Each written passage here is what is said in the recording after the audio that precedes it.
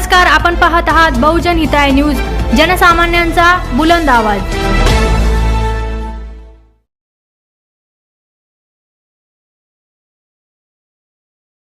जय शिवराय।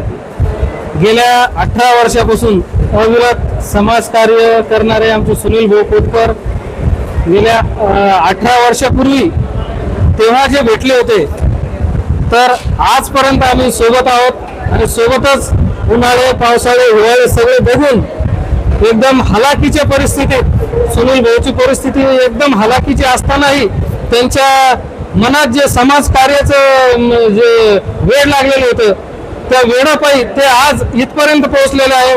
तरी आमच्या सुनील भाऊ कोटकरांना वाढदिवसाच्या खूप खूप शुभेच्छा। तुमचा वाढदिवस मोठ्या उत्साहात साजरा होत आहे, हे आपण केलेल्या सामाजिक कार्याची पोचपावती असते। आपण वर्षानुवर्षे सामाजिक काम करत असतो, समाजासाठी आपण झटत असतो। तर हा जो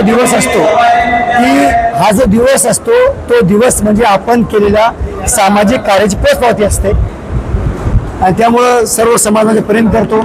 आणि मी आजच्या अभिष्ठानिमित्त असं जाहीर करतो, जोपर्यंत माझ्या शरीरात शेवटचा श्वास आहे, अर्धाचा थेंब शिल्लक आहे, तोपर्यंत मी सर्व समाजाकरता झटत राहील आणि काम करत राहील। तुमच्या वाढदिवसानिमित्त काय काय विशेष कार्यक्रम घेण्यात आले? सकाळी आम्ही घाटीमध्ये अन्नदान केलं,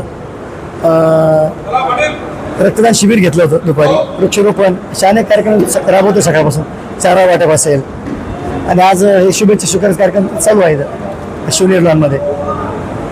हो, आज आपल्या वाढदिवसानिमित्त आपण आज समाजाला काय संदेश द्याल? मी एक संदेश देईल नक्की, सर्वांनी निर्मित झालं पाहिजे।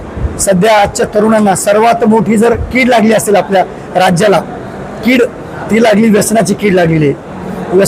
पोरं आपले व्यसनाधीन होत आहे। मुलांनी निर्व्यसनी राहिलं पाहिजे, कुठलं व्यसन मला न करता आपल्या करिअरवर ध्यान दिलं पाहिजे। आपले आईवडील काय सांगतात ते त्याच्यावर ध्यान दिलं पाहिजे। आपले गुरुजन काय शिकवतात, आपल्या देव देश धर्मासाठी आपल्याला वेळ लागला पाहिजे, ना की आज आपण बघतोय नशाखोरी जास्त वाढलेली आहे। बटन गोळ्या असतील, अनेक प्रकारचे नशा असतील, गांजा असेल, चरस असेल, बटन गोळ्या असतील, ही नशाखोरी थांबली पाहिजे। तरुणांनी स्वतःच्या शरीराकडे करिअरकडे ध्यान दिलं पाहिजे आणि देव देश धर्मासाठी काय काय करता येईल ते सर्व केलं पाहिजे आणि रस्त्यापासून दूर राहिलं पाहिजे, एवढं सांगेल। इलेक्शन मध्ये आपले मराठा बांधव आपले तरुण आहेत, ते अपेक्षा करतात। सध्या आमचं लक्ष सन्माननीय संघर्ष योद्धा मनोज जरांगे पाटील काय सांगताय त्याच्याकडेच आहे। दादा जे सांगतील ते तोरण आणि बांधतील ते धोरण, मलाच नाही तर 6 कोटी समाजाला ते मान्य असेल, त्यामुळे या संदर्भात मी सांगू शकत नाही। छत्रपती शिवाजी महाराज की जय।